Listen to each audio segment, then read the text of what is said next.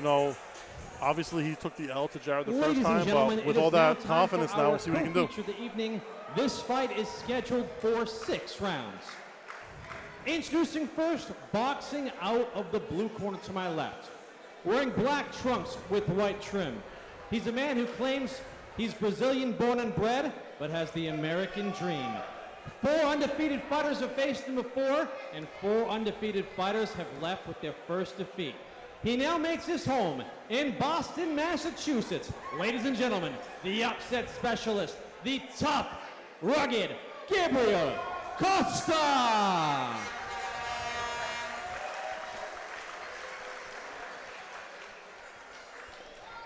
And his opponent, standing directly across the ring, fighting out of the red corner to my right. His record, perfect and impressive. 5 wins, 0 defeats. All 5 wins coming by way of knockout. He comes to us from Everett, Massachusetts. And the last time he was here in May, he brought down the house. And because of that, is now the reigning Massachusetts State Cruiserweight Champion, the local kid, Jarrid DiGangi. 6 rounds.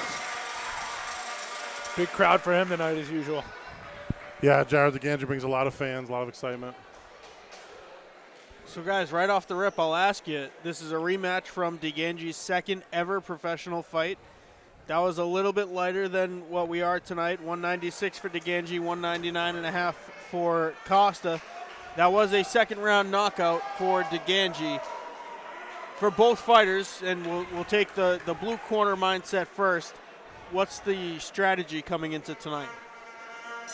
Well, I mean, with Gabe, you know, you came in against Jarrid, and, you know, he lost by TKO in the second round.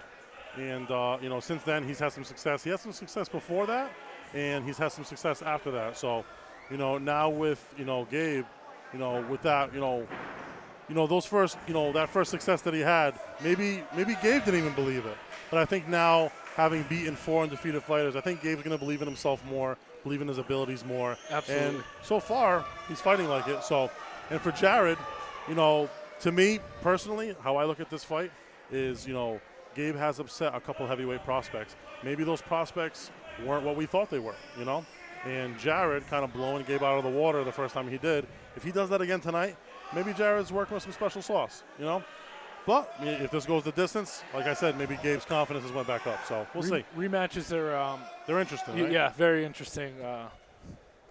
Been in a couple of those.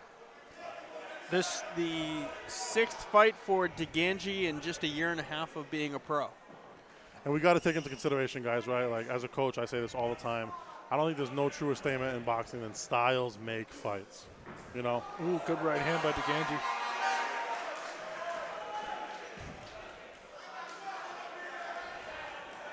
On the same token, Costa is fighting for the 8th time in that same time frame that DiGangi's been a pro since late January, early February of 2024.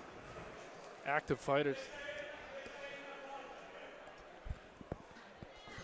I'm a fan of DiGangi's style. I like the way he moves. I like the way, you know, he feints and sets things up and kind of sets traps for his opponents. Yeah, he's always keeping you thinking. Very large stance for him, too. He takes up a lot of room in that ring. Yeah, so he has some MMA experience and some kickboxing experience, and as well as a pretty good amateur boxing record. So I think he kind of does a good job of combining all of those, you know, adding it to his style. Because he has some good fundamental skills, but he does some more, you know, unorthodox things in there.